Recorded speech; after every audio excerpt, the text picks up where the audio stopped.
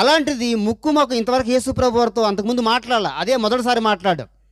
ఆ మొదటిసారిలోనే యేసుక్రీస్తు ప్రభువారి దగ్గరికి వచ్చి మోకాళ్ళుని పైగా సద్బోధ కూడా అన్నాడంటే ఆయన బోధలు రహస్యంగానే విని ఉండాలి, తెలుసుకునే ఉండాలి. లేకపోతే అంటాడని చెప్పండి. ఇప్పుడు నేను పాస్టర్ గారిని తెలియకుండా పాస్టర్ని పిలుస్తారా? మీ ఊళ్ళో నేను పాస్టర్ కాబట్టి తెలుసు కాబట్టి పిలుస్తారు. నేను బయట చెన్నైలో అనుకోండి, పాస్టర్ గారు అని కూర్చొని అంటారు. నేను నాకు చెన్నైలో ఎవరు తెలుసు? నాకే తెలియదు. ఇంతవరకు నేను వెళ్ళే అవకాశం వచ్చిన నాకు ఎవరు తెలుసు చెప్పండి? తెలియదు. తెలియకుండా నన్ను పాస్టర్ని ఎవరు పిలుస్తారు? పిలవరు. నా గురించి తెలిస్తేనే పిలుస్తారు.